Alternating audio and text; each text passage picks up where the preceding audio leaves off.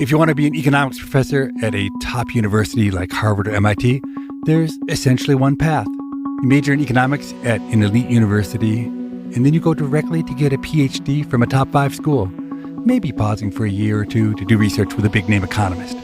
Almost every top economist I know followed that formula. And then there's MIT economist David Autor. I call him the accidental economist.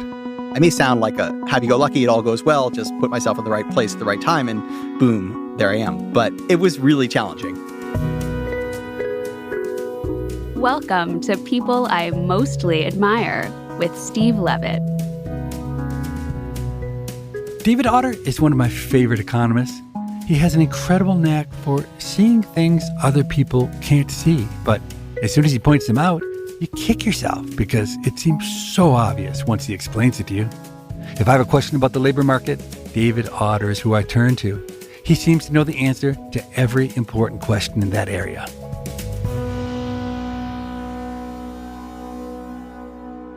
David, it's a sign of how much you've accomplished as an academic economist that the popular press has bestowed monikers or nicknames upon you. And that's a level of notoriety that's rare in our field. The Economist magazine christened you the academic voice of the American worker. And John Oliver, he called you, quote, a twerpy economist. Do you wear those two monikers with equal pride?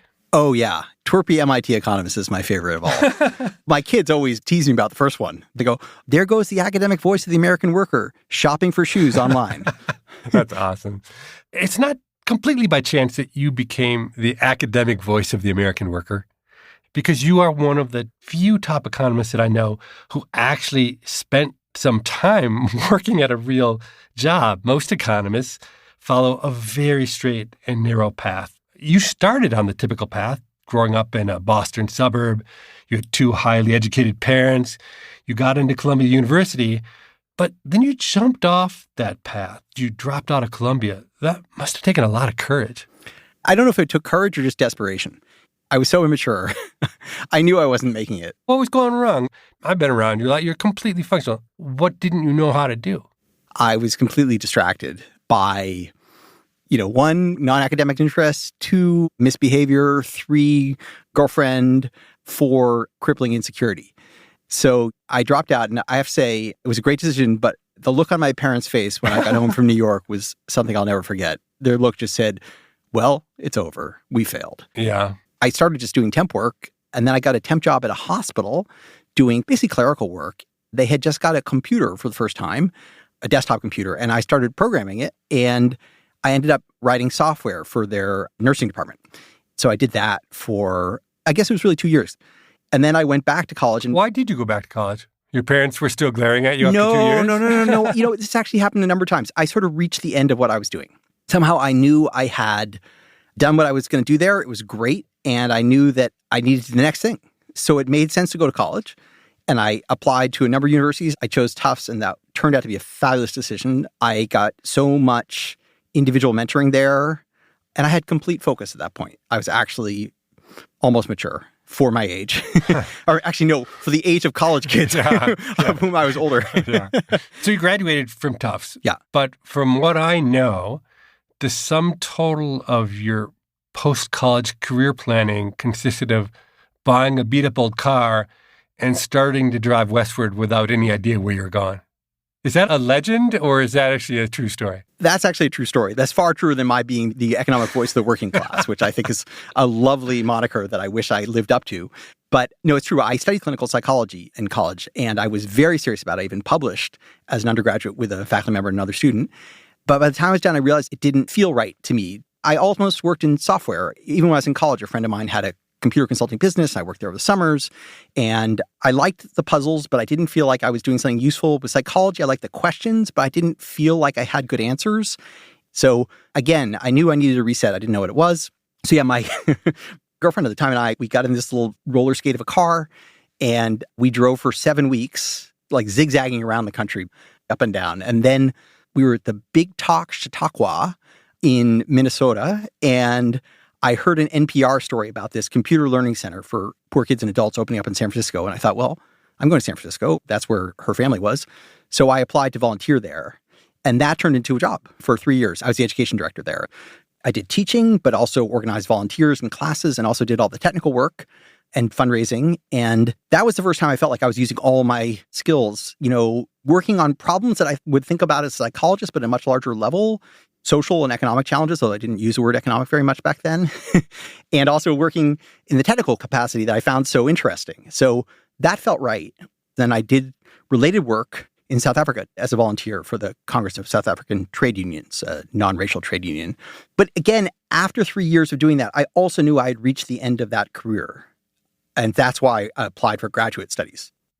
So you ended up going to the Kennedy School, Harvard's public policy school, and you got a master's and a PhD. I'm surprised you thought that was a sensible path. It was not a plan. I realized I was reaching the end of that second career, and I thought, well, I should go to graduate school. I should do something at another level. And I didn't know what to do. I said, well, maybe I should go for a post-baccalaureate pre-med, for a medical degree. And my girlfriend at the time, now my wife, Marika, said, wait a minute, you don't want to go to med school. You won't even cut a chicken. And I said, well, I'm not going to veterinary school. I'm just going to medical school here. But she was right. And I decided to apply to a public policy program. And it wasn't until I got into that program, I said, well, I'm really interested in this question of sort of technology and power and incomes and inequality. That's what I'd seen doing this work in San Francisco and how the sort of digital revolution was making some people far more productive and far more affluent and leaving others with this big skills gap. And I thought I could do a thesis about that. So I signed up for the upper level statistics and economics classes. And that was my first economics class. It was called Advanced Welfare Economics. And how old were you by this time? I was 29 when I took my first economics class. And I was 30 when I took my first calculus class, sitting in Harvard Calc 1B with 18-year-olds. I went to Harvard, and I never made it to 1B. I stopped after 1A. So you're way ahead of me math-wise. And that graduate economics class just blew my mind. I thought, oh, this actually works on the questions I care about, which are questions of well-being and opportunity, but uses tools that I relate to, which are formal analytical tools. This is a way to combine the way I like to think with the things I like to think about. And so I was enraptured. So enraptured that a couple of years in, I thought, man, I should have become an economist. That's what I should have done in life. I guess it's too late. I'm going to do this policy degree, and I'm always going to feel like a wannabe, but too late to turn the page now. I remember when I first heard about you, you had done this PhD in public policy, and M.I.T. economics had decided to hire you. And that made no sense. Places like M.I.T. simply didn't hire people from outside of economics. And I remember my very first instinct, the first 3 seconds that I heard about this, I was outraged. Like, what's going on? What does MIT think they're doing? And I was smart enough and reflective enough to pause and say, wait a second. Whoever this guy David Autor is, if he managed to get a job at MIT with a PhD in public policy, he must be something special. As shocked as you were by my appointment at MIT, I was more startled and much more convinced than you that they had made a terrible mistake. I knew very little economics compared to people around me. And I remember my first year of teaching undergraduate microtheory, I would be in my office late at night, literally crying because I didn't feel I understood the material well enough to teach it. And it was hard on me. It was hard on my spouse. We had 2 little kids. And it took me quite a while to find my bearings. And I will say I benefited enormously from the generosity of people around me, particularly my MIT colleagues, Doron Acemoglu and Josh Angris and Esther Duflo and Amy Finkelstein. Some of them have appeared on your program. Yep. They gave me a lot of time and allowed me to get stuff wrong, and rather than judge me, helped me get it right.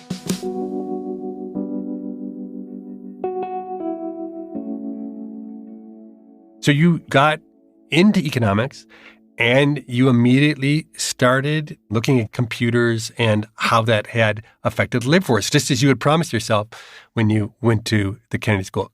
Can you talk about that first research? My PhD started in 1994, and there was a lot of talk about personal computers and their effect on the labor market. And that's because there had been this explosion of inequality. But back then, it took economists 7 to 10 years to notice what was happening because the data came in so slowly. And so people started realizing in the early 1990s that inequality had been growing since the early 1980s, growing very fast. And they were looking around for possible explanations. Could it be labor unions? Could it be minimum wages? Could it be trade? Could it be technology? And people started saying, maybe it's the computer. And then the most influential work at that time was by Alan Kruger, who is a personal friend and also a co-author eventually, someone who passed away tragically, very young. But his work was about how computers changed the labor market, and he was focused on computer skills, people who did word processing and programming, and how they seemed to make more than others. And I thought about this for a while, and I was talking often with Dick Murnane, who was one of my advisors, and Frank Levy, who was a sort of external advisor at M.I.T. in the Urban Studies and Economics Department. And I said, this just doesn't seem the right way to think about it. Like, the biggest effect of computers is not on the people who use them, but the people who don't use them. And it's not the computer skills that, anyone can use the word processor. It's what other skills that they substitute for or complement. What's difficult for computers is easy for people. And what's difficult for people is easy for computers. Computers can calculate pi to 1 million decimal places, but they can't empty a wastebasket. They follow routine, codifiable tasks and procedures. So they're going to be really applied to those types of tasks, clerical tasks, administrative tasks, routine production tasks done in a very consistent environment where you can just follow rules. And what they're not going to do is either the manual, dexterous, common sense work that people do in services and in blue-collar trades. And they're also not going to do a lot of the abstract reasoning, creative thinking that professionals do. But they are going to be really valuable to professionals because we need analytic inputs. We need information to make good decisions. So they could be really polarizing. They could sort of hollow out this middle and leave the upper stratum of highly educated professionals and then another set of people who are doing personal services. And that's socially valuable work, let me be clear. But because it's not expert, because many people can do it productively without a lot of training and certification, it doesn't tend to be highly paid. Right. There's lots of supply. Exactly. So it drives down the wages. So that's what we wrote down in a paper that we published in 2003. And when we published it, I thought, well, this is kind of the last nail in the coffin of this literature. I guess we're done. No one's going to care in a few years. But it turned out to be relevant. As you describe that research now, with 20 plus years of hindsight, it feels obvious. It seems like the only way to look at the world. Yeah. But I can attest that it was really novel, really eye-opening at the time. I remember when it came out, I didn't know what to think of it. I was ready to dismiss it. But the two economists at the University of Chicago that I respected the most, Gary Becker and Kevin Murphy, they loved that paper. And they didn't like anything. So when I knew that they loved what you were doing, I knew that it would turn out to be important. I did not know that. That's awesome to hear. I mean, I visited the University of Chicago in 2006, 2007. I got to know Gary Becker a bit. He was such a brilliant man, but also such a stellar human being in the way he treated others. And then Kevin Murphy, of course, is one of the sharpest intellects of many generations. One of? Yeah. So that's really, thank you for telling me that. As I look at my own life, it has been completely and utterly transformed by advances in computing. I could give you 1,000 examples. So the U.S. government routinely tries to calculate measures of worker productivity, the value of workers' output. And my instinct is that advances in computing should have hugely transformed output. It should have been a period of incredible productivity. And yet the data don't show that. What do you make of that? Do you think the data are wrong, or do you think that my experiences are not capturing what really is happening in the economy? I do not have a definitive answer. I'm going to say a few things. One, the data are somewhat wrong. I think most people would agree that we undercount productivity growth because we don't know how to measure it well, right? If your computer gets 20% faster, is that a 20% improvement? Is it a 10% improvement? Is it 0% improvement because it still does the same things? So it's hard to quantify that well. But this has always been true. So it's not clear the mismeasurement is any more extreme in recent years than it has been in the past. I think a second reason is computers were very good at a comparatively narrow set of activities. Now, I know that sounds crazy, right? We use them in everything. They're in our televisions, our phones, in our cars, and in our blenders, and in our toys.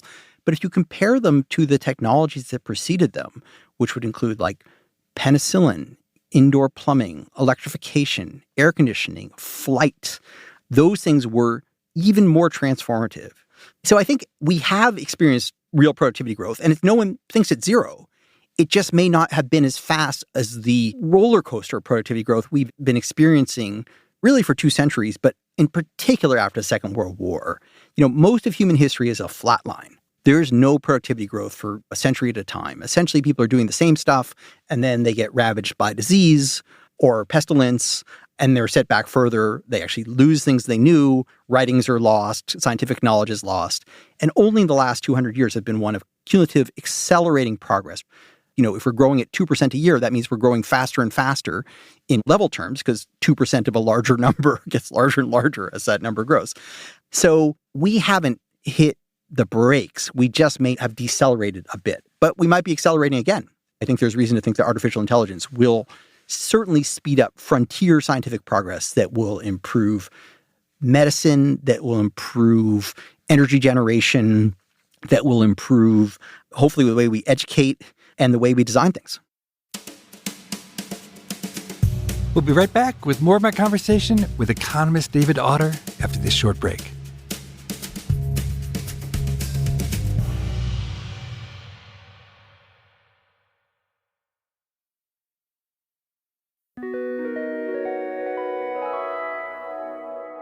I want to take advantage of having you here to talk about the broad forces that have been working in the U.S. labor market over the last 50 years, and to use your research to put some of that into context. And I can think of 4 or 5 key trends that are extremely important, and I think in most cases came as a big surprise to economists when they appeared. And one of those is the rising level of income inequality. Yeah. You had mentioned that before.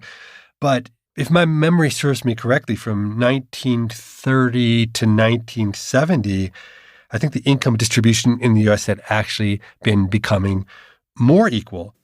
The Second World War was a great equalizer. And then things just totally flipped. That's absolutely right. There was a period from basically the end of the Second World War through the mid-1970s. Incomes were growing rapidly and evenly. And then come the first oil crisis in 1973, they stagnated quickly and evenly.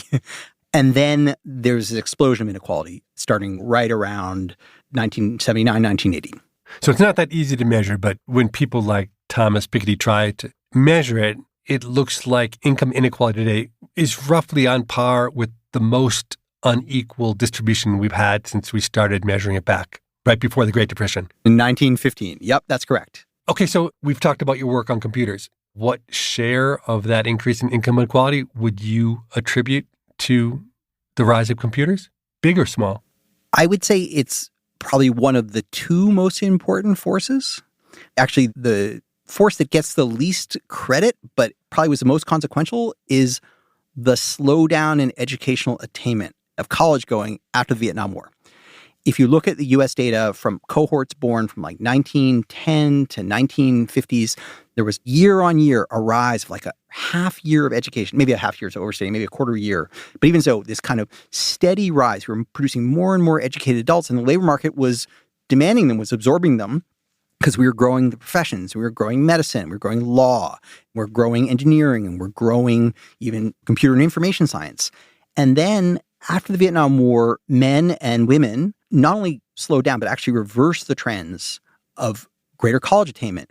And so around 1980, that starts to bite. Those people who would have been exiting college and joining the workforce all of a sudden were very scarce. But demand hadn't slowed down. And so it was the kind of steadily moving outward demand, probably accelerated somewhat by computerization. And then this lack of supply, the tap was running dry. And that contributed a lot to rising earnings for highly educated adults.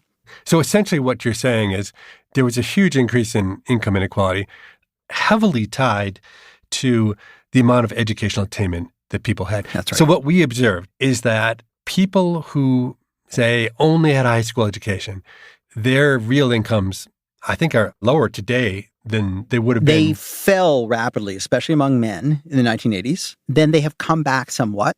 The last few years have been relatively good, but they're certainly not much higher by most measures, especially among men, than they were 40 years ago. And let's say for men who have not only gone to college, but gotten some kind of a graduate degree, how do wages compare today to, say, the 1970s? The wage gap between college and non-college is more than twice as high. And then when you're talking about people with college and especially graduate degrees, they could be 3 or 4 times on average what they would have been in 1980.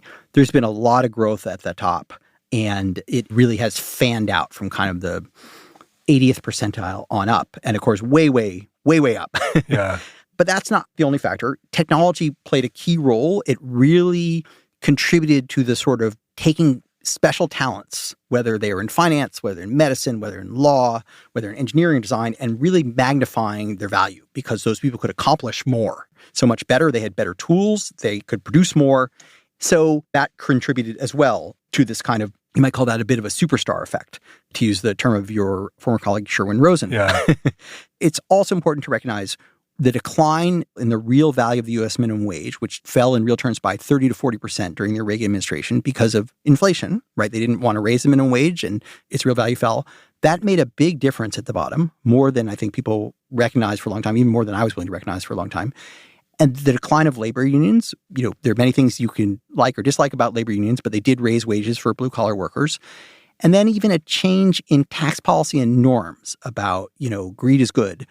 The big declines in marginal tax rates on the affluent during the Reagan years made it more worthwhile to go out and really fight hard for that last million because you got to keep it. You sound like a good Republican economist there for a moment, implying that lowering marginal tax rates actually lead people to work harder. Well, I just meant that it makes them fight harder to get that slice of the pie, whether it produces more output or they get it from someone else in the company. I'm just saying it really matters if it's not being taxed at 70 or 80%. Okay, so the payoff to getting education has gone way up. Isn't it puzzling to you and to me as economists why, in response to this enormous growth in the return to schooling, we didn't see people go get more schooling? That flies in the face of all of our models, right? We did see a supply response, but it took a while. So in 1980, men were about 8 percentage points more likely to have a bachelor's degree among people 25 to 34 than women. By 2018, women were 8 percentage points more likely to have a bachelor's degree, but both of them had increased. However, there are many caveats to that. One is part of the expansion was in for-profit colleges, which don't have a very high payoff. 2, the financial cost of college has risen a lot, and it's risky because about 40% of people who start a bachelor's degree do not complete it, but they do come out with a lot of debt. Who completes bachelor's degrees? They're kids from relatively affluent families. They go to schools that are highly resourced. Like, it's really hard to get into M.I.T. where I teach. Once you're in, it's really hard to get out without a degree. We're going to make that happen. And so there is a real significant financial risk at this point for people who, it's just not as clear that they're as well prepared, that they're going to a place that's going to help them push through. And additionally, if their loans go into arrears, their families can't step in and say, oh, I'll cover that for you for a couple of years, because their families aren't going to have those resources. So it's a risky bet, more so than it used to be when college was much cheaper. It is also the case, by the way, that the measured earnings differential between college and non-college has plateaued over the last decade, and by some measures has come down a bit. It's still quite high, but we are actually in a period where inequality is moderating, which is stunning to say. My entire career, there have been a bunch of tectonic trends that have been always running in the same direction, and all of a sudden they are slowing or changing direction. It's actually quite exciting. We're really in a different era. You're lucky to be active long enough to be able to see things change, and also to be open-minded enough both to accept the change and to be trying to explain it. It's difficult not to get locked into the views you held when you were 30 and to let them go.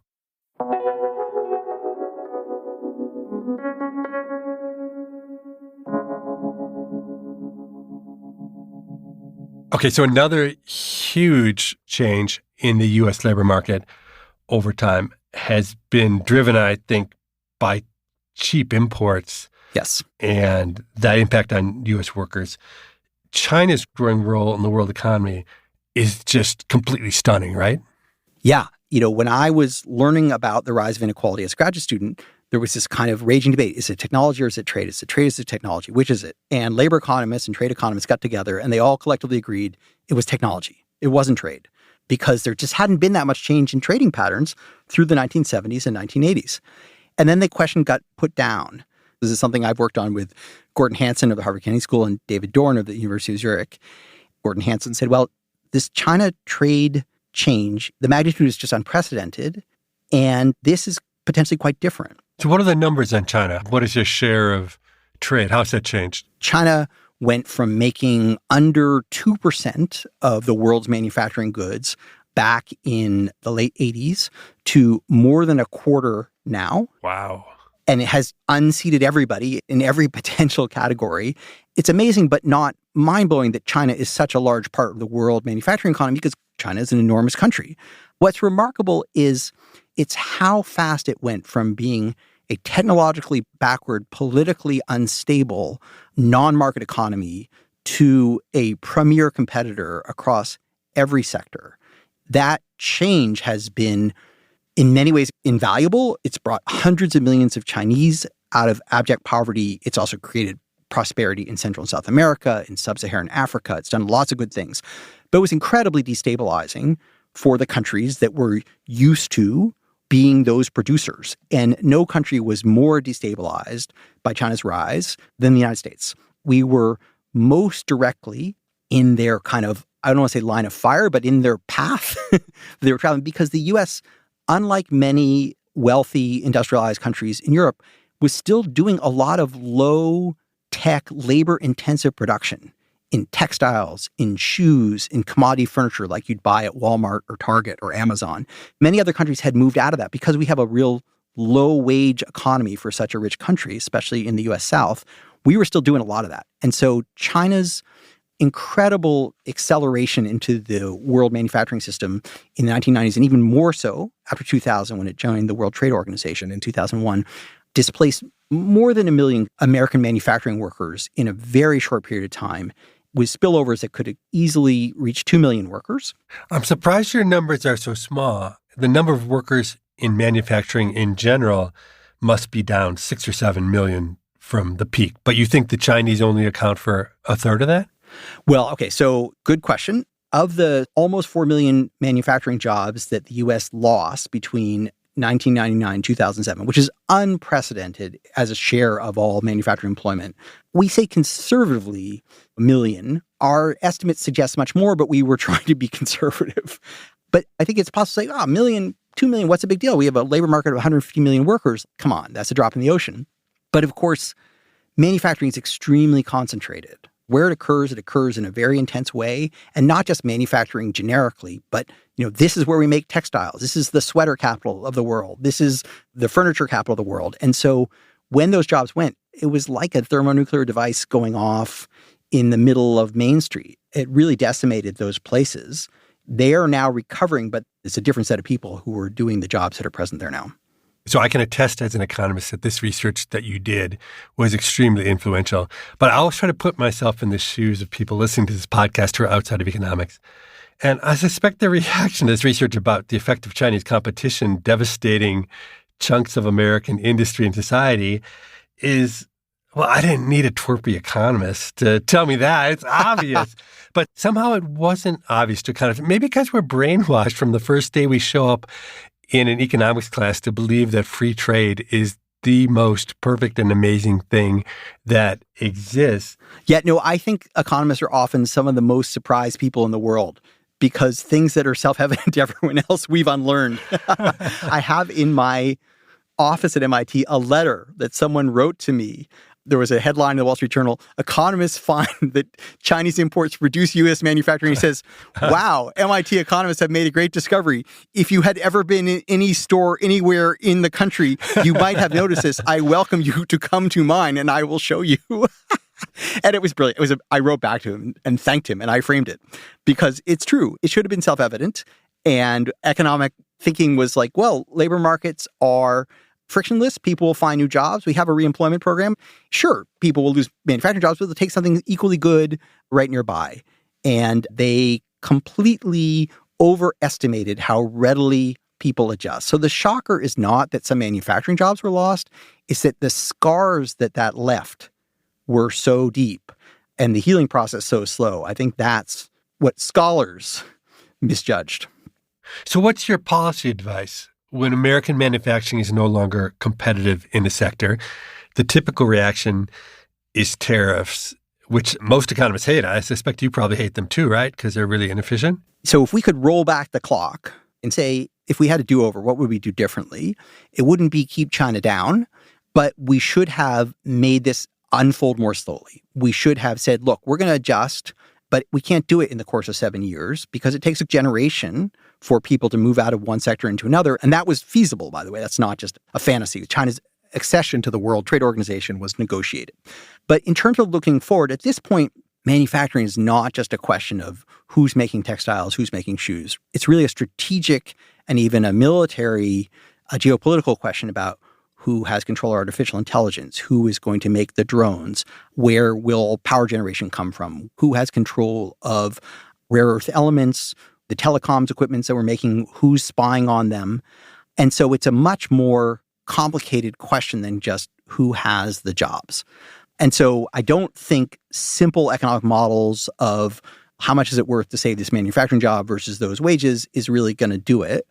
But I would say if the goal is seriously to protect or revitalize certain capacities like electric vehicles, like semiconductors, like wind turbines, like aviation, then it's going to take not just building walls where tariffs are reform walls, but also investment. You cannot win a race just by hobbling your competitors. That will work for a little while, but then they're just going to get stronger and faster. You have to invest in yourself. You got to bulk up. The economist Kevin Murphy, who you and I both admire very deeply, he once said to me, if you own a factory that's making trinkets, it's not because you want to make trinkets. It's much more valuable to make semiconductors. It's just that trinkets are easy to make and semiconductors are hard to make. So when you're not that good at making stuff, you make trinkets. And that's really always stuck with me. And that's why the trade topic, especially vis-a-vis China, is so sensitive and kind of consequential at this point, because China is no longer just making trinkets. And it has in its sights a lot of the sectors that are, both critical for innovation and the products that we'll be spending large shares of national incomes on, but also have huge implications for military, for how we will compete with one another, not just in the economic realm. So if the U.S. wants to rebuild these capacities that have been so critical to innovation and to profits, everyone uses iPhones, but we're happy that Apple is here, right? We all fly, but I'm glad, until recently, that Boeing was here. I think we need to make ourselves good. And part of that, by the way, we may put tariffs on certain companies or competitors, especially when they're being hugely subsidized, but we should be welcoming foreigners. Part of the great strength of the United States has been our ability to attract incredibly talented people from around the world. I mean, this is one of the secrets of our great universities. They don't just produce good people, they attract good people. They're a magnet for capability. And those individuals are at the heart of our innovation system. You just look at the people who won Nobel Prizes and have formed companies, and they do a lot of good. So the last thing we want to do is put tariffs on people.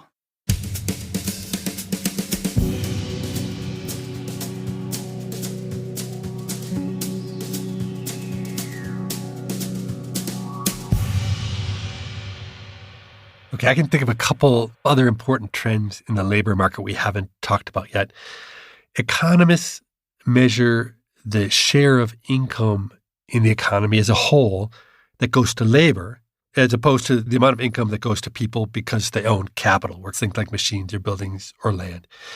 And my impression is that after being really steady for a very long time, that share of the total income that's going to labor has just plunged. That's right. Let me say why this matters.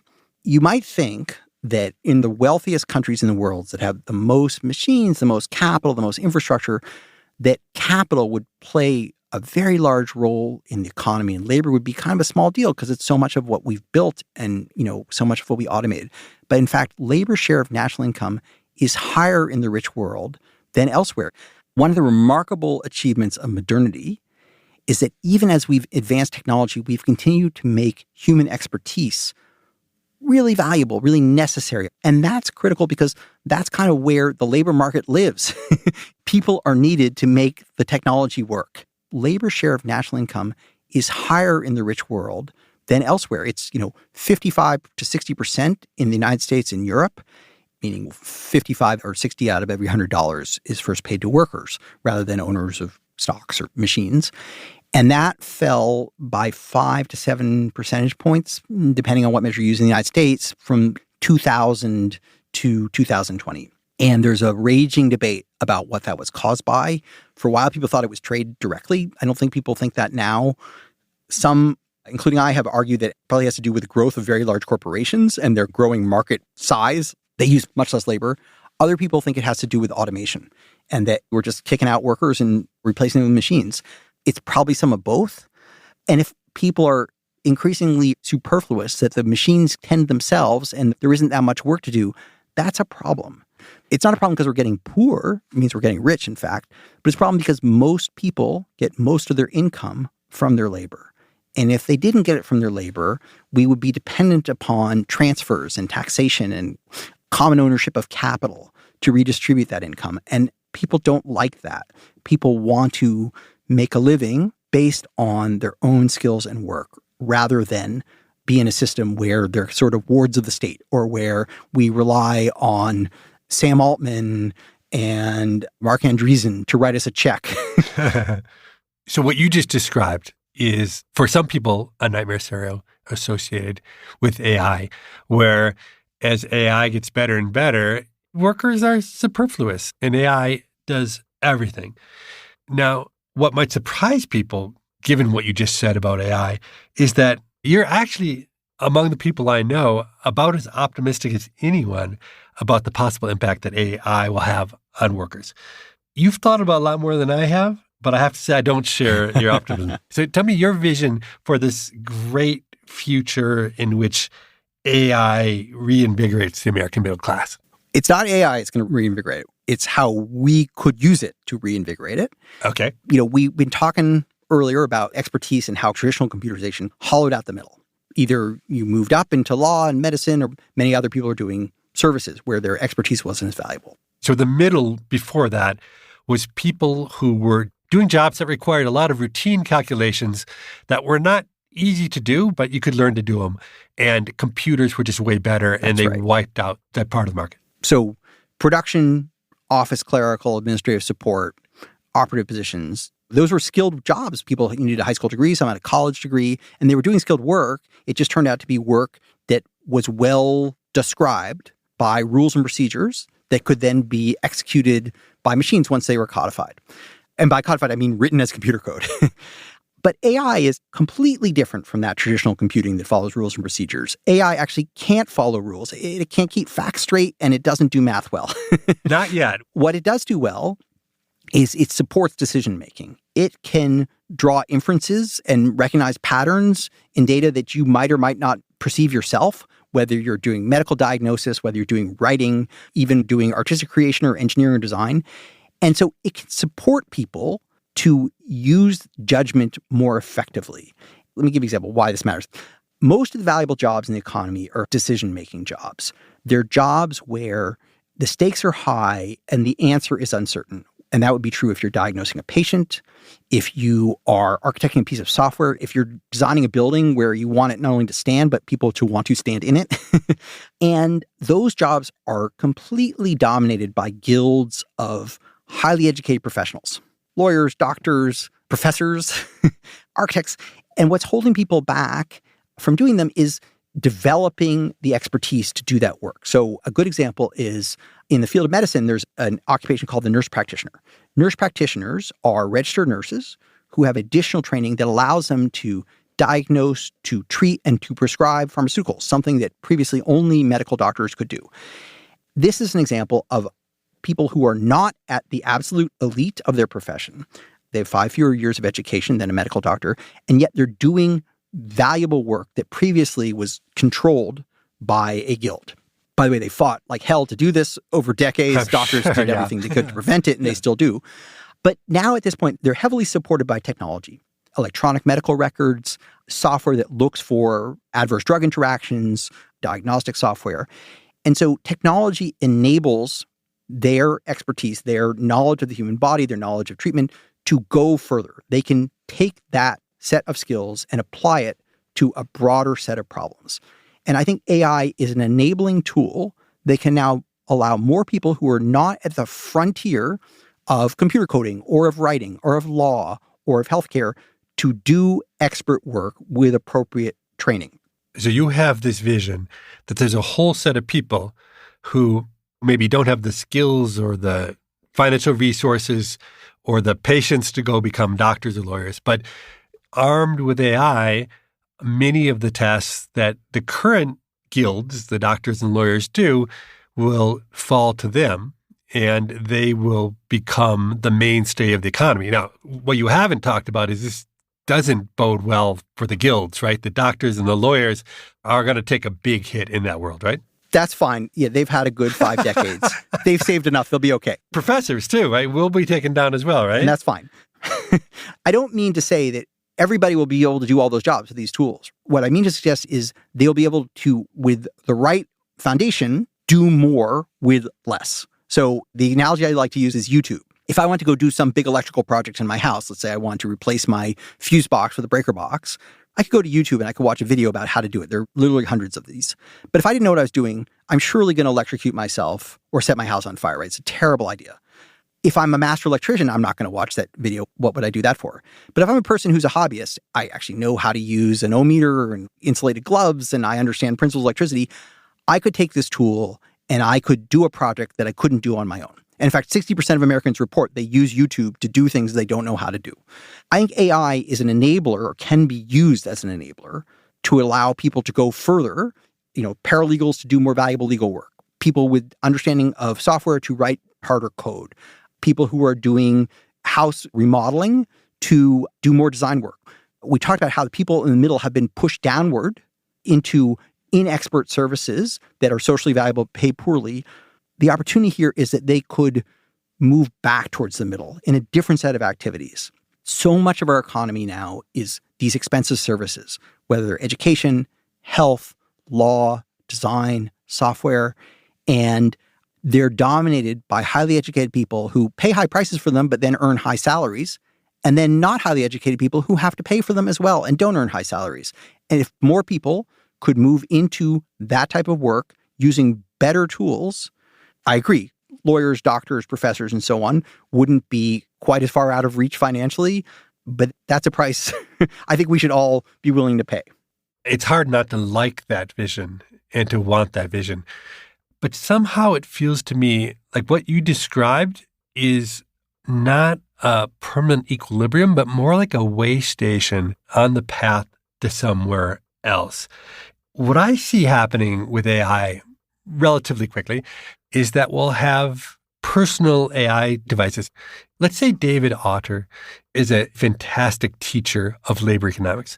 You're going to have a little AI device that rides around with you, and you talk to it, and it sees you teach, and you explain to it why you teach what you teach. And in the end, it will be a supercharged version of you. It will be better than you because it knows all the things that you've taught it, plus it has the kind of memory and learning that it knows every statistic, and it knows what every other good teacher can do as well. And that supercharged AI is your intellectual property, and people are willing to pay you a lot of money for that thing because it's amazing. It actually supports and crystallizes a superstar economy, which is exactly the opposite of what you described, where everybody gets a boost from AI. It seems more likely to me that the very, very best will be able to create bespoke AI with their own human capital, which will make everybody else irrelevant. What do you think of that scenario? It's an interesting one, and I'm going to make the claim that these are not as far apart as you think. The thing that unites them actually is capacity.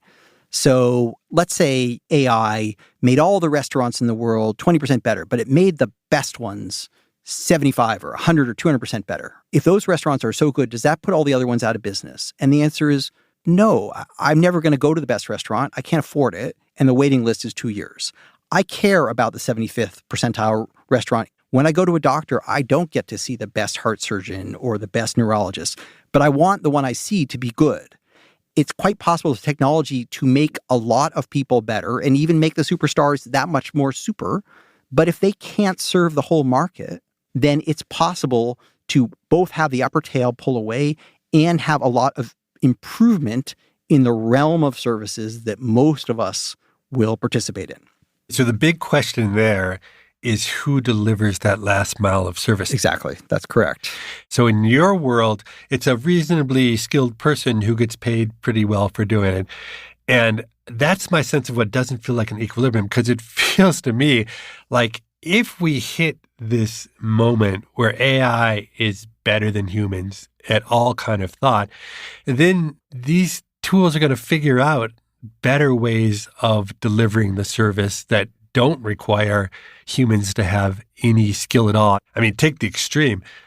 You could imagine in the long run that humans would take on AI partners as opposed to human partners. I mean, you could actually specify every element of your partner and have some control over it as opposed to the whim of what real humans are like. So I don't know, somehow for me, I quickly devolve past this point where you're at, where humans still kind of run the show. I had Max Tegmark, one of your colleagues at MIT, was my guest, and maybe he put the idea in my head that that's not the stopping point. The stopping point is when AI takes over.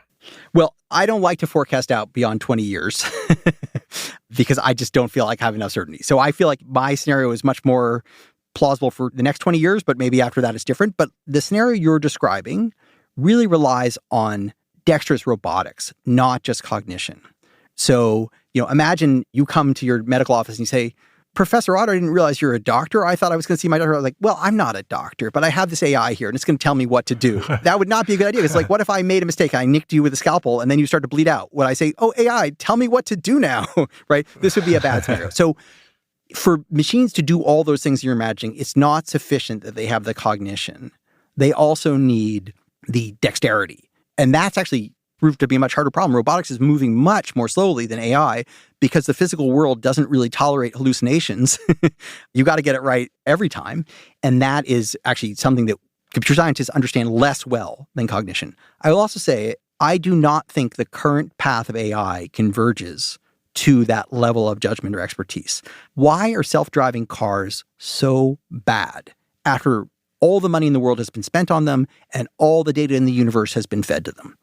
And the answer is because they're pattern recognition engines. They are not thinking and extrapolating the way we do. So people say, well, the cars can't handle edge cases. They haven't ever seen a cow fall from a bridge. So how would they know what to do? Well, you would know what to do if a cow fell from a bridge, right? You would swerve around it because you have a model of the world that goes beyond patterns. It understands causality, the arrow of time, the motivations that cause objects like cows or children or balls to do what they do.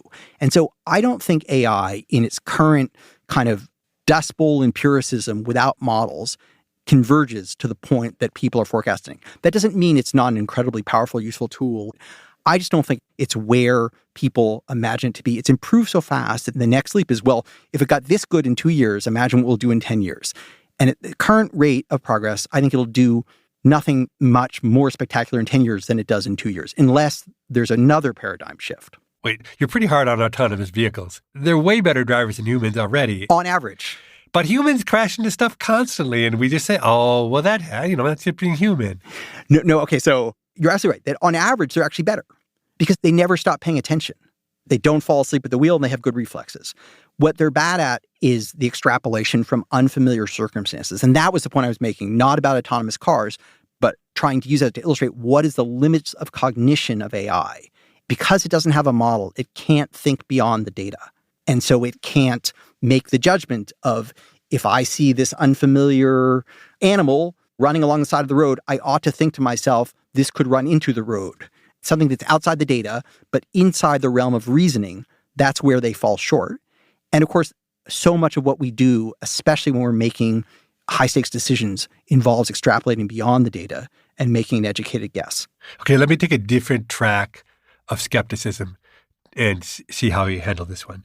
The invention of machines devalued manual labor. The invention of computers devalued rote calculations. Why wouldn't the invention of AI, which stores huge amounts of knowledge and thinks deeply and creatively, why wouldn't that devalue human thinking, having taken out the 3 pillars of labor and left not much behind? Okay, well, a lot is left behind. So we have a full employment economy in the industrialized world, very low unemployment rates. Most people who want to work can work. And we have higher standards of living than we've had coming from labor. And so part of the reason why haven't we just run out of stuff is because we're constantly creating new work, new forms of expertise that require human skills, human learning, human creativity, human judgment. At the turn of the 20th century, 39% of the U.S. labor force was in agriculture. 4 in 10 people. That is incredible. And what is it today? 2% or something? Under 2%. And it's not because we're eating less. Not only are we feeding a nation of more than 350 million people with a couple of million farmers, but we're the world's largest food exporter. And we eat a lot. And that's more than a century of improvements in irrigation, fertilization, mechanization like tractors, and also genetics. So it is an extraordinary accomplishment. And it is the case where we basically have produced ourselves out of a job. Yeah. We need relatively few people doing that work. Doesn't mean we've created mass unemployment because we have so many new things that we do, many of them safer indoor work. And our ability to do so many other things, to focus on medicine and entertainment and education, comes from the fact that we have nutritional superabundance. I think if you had been around a bunch of economists in the year 1900 and you told them, hey, what do you think would happen to the U.S. economy if we went from having 40% farmers to 2%? They probably would have thought it would be the end of the world, right? They would have had no working model to understand how that would happen. Right. At the time when 40% of people were in agriculture, there were no pediatric oncologists. There were no botnet herders. There were no systems architects and virus writers and virus defenders. So much of what we do now didn't really exist 100 years ago. In recent work, we try to estimate what share of the work people do in 2018 didn't exist in 1940, and we come up with something like 62%. So we have managed to not just automate, but expand our capabilities. Most technologies are transformative, not primarily because they allow us to do what we did in the past faster and cheaper, but because they allow us to do things we couldn't do in the past, right? When we learned mechanical flight, it didn't change the way we flew. We didn't fly before we had airplanes, and we didn't have antibiotics until we had penicillin. So technologies change our world, not just because they allow us to do what we did in the past. If we automated all of ancient Greece 3,000 years ago, we wouldn't have modern America. We would have ancient Greece without horses. And so I think AI will be enabling for people to do a different set of things. A lot of things that people get paid to do today, you would have thought, why would anyone pay for that 100 years ago? That seems like a luxury, right? Luxury travel, massage, diet coaches, come on. What is that about? But those are living now. Those are living. There's room for pessimism. Let me be clear. I don't want to say there's nothing to worry about. I'm sketching a scenario where I think we could use it well. How certain am I that that scenario will come to pass? 51%. You're listening to People I Mostly Admire with Steve Levitt and his conversation with economist David Autor. After this short break, they'll return to talk about how David stands out as an economist.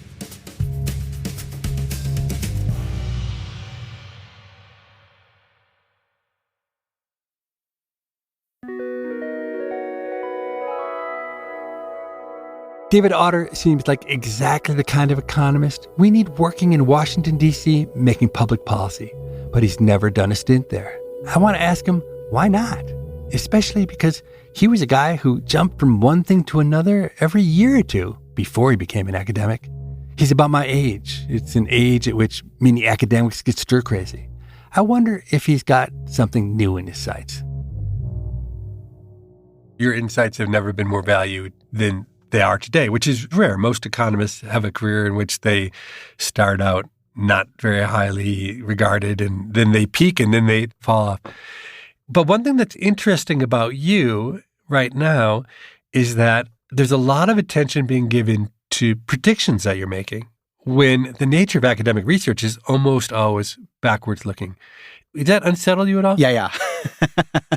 It takes a leap of faith, and you could be wrong. I mean, I wrote an article on Labor Day in the New York Times years ago saying, good news, there's a labor shortage. And I talked about how inequality was going to fall or was falling and labor markets would be tight. And I thought, man, I hope I got the sign right on this one. And you did, right? I did. But I am trying very hard to provide a framework that can predict the past because if it can predict the past, it has some hope of getting the future right.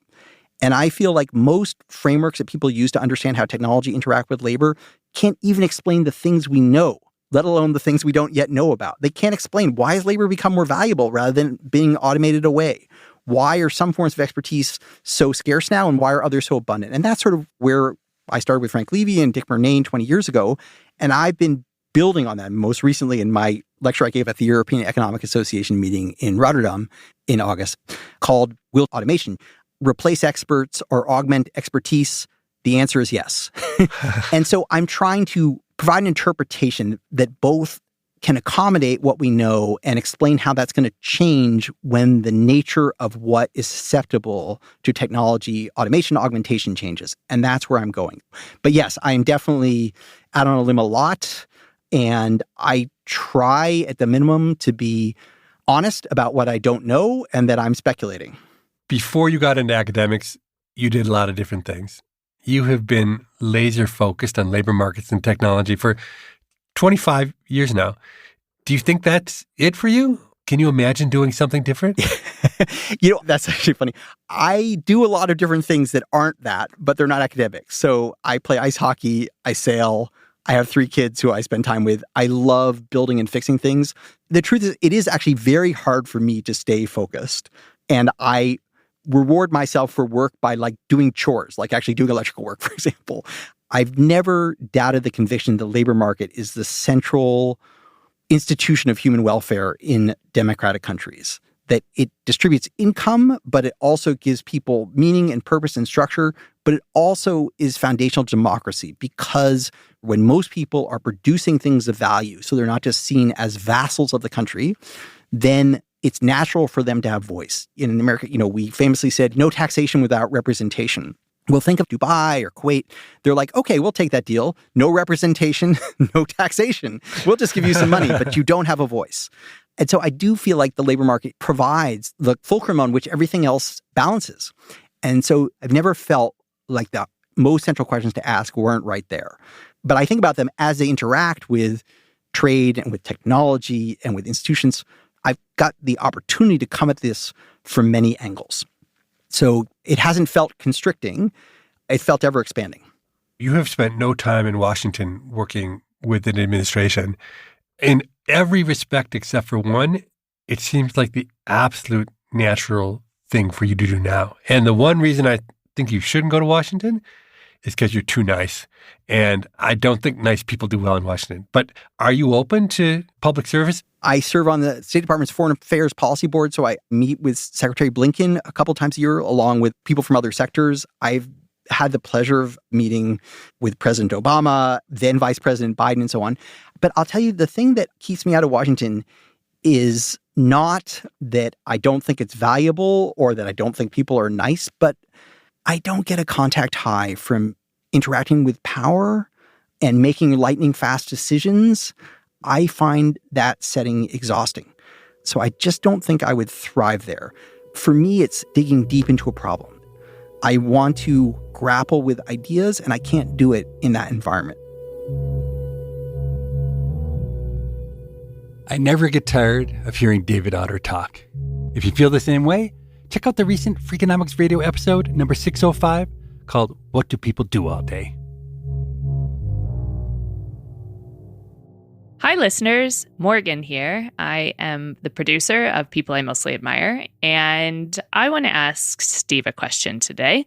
He and Stephen Dubner were recently in Nashville to accept an award. Steve, what was the award you were getting?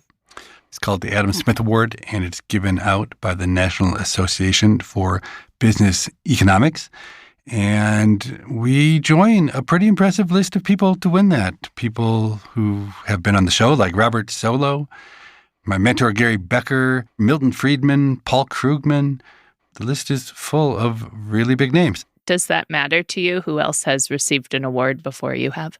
To be totally honest, what I do is when I hear of some award, I go and look at who won it. And if it's people who I admire, then I always go do it. It's a lot of work to win an award. You got to fly someplace and actually give a speech and spend all day shaking hands with people. So I'm mostly allergic to getting awards, but I feel like if Gary Becker and Robert Solow thought it was worth their time to do it, I better do it too. So was it a positive experience? It was almost all positive, except for the fact that we had to give speeches. And Dubner gave a speech that was so much better than mine. I'd forgotten that Dubner had done this 3-part series on Adam Smith. And to win the Adam Smith Award, Dubner crafted an absolutely brilliant speech in which he talked about Adam Smith and Adam Smith's life and details. And it was really masterful. And the only good thing was that I got to speak first. My God, if Dubner had spoken first and I had to follow him, I think I would have just said, look, forget it. What was your speech about? I was talking about something that puzzles me, which is why is it that natural experiment thinking is almost completely absent in the business world? Natural experiments or accidental experiments, the kind of research that I do where you can't run a randomized experiment, so you got to go out and find other ways to get at causality. It's really just an approach. It doesn't take a lot of knowledge of statistics. It's an attitude for finding answers to problems. And I think it would be really useful to businesses if they adopted it. But I think in part because in high school or college or even in the MBA programs, I don't think we teach about the idea of what a natural experiment is and how to run. It just doesn't happen. So it was sort of a polemic about how business economists should latch on the idea of analyzing their data through the lens of natural experiments. Do you think you convinced anybody? I've been trying to do this for 20 years, and I failed in every instance. So I kind of doubt I changed everyone's mind. And I think as soon as Dubner got up there and started talking so beautifully about Adam Smith, everybody completely forgot about natural experiments. Listeners, if you have a question for us, our email is pima@freakonomics.com. That's PIMA@freakonomics.com. It's an acronym for our show, People I Mostly Admire. If you have a question for David Autor, we can send that to him and possibly cover his response in an upcoming listener question segment. Again, our email is pima@freakonomics.com. We read every email that's sent, and we look forward to reading yours. Next week, we're back with an encore presentation with Pete Docter. He's the Chief Creative Officer of Pixar and the Director of films including Monsters, Inc. and Inside Out. And in 2 weeks, we'll have a brand new episode featuring Richard Reeves. He argues that we have a problem right now with gender disparities. Believe it or not, the data suggests that men are getting trounced by women. As always, thanks for listening, and we'll see you back soon. People I Mostly Admire is part of the Freakonomics Radio Network, which also includes Freakonomics Radio, No Stupid Questions, and The Economics of Everyday Things. All our shows are produced by Stitcher and Renbud Radio. This episode was produced by Morgan Levy, with help from Lyric Bowditch and mixed by Jasmine Klinger. We had research assistance from Daniel Moritz Rabson. Our theme music was composed by Luis Guerra. We can be reached at pima@freakonomics.com. That's PIMA@freakonomics.com. Thanks for listening.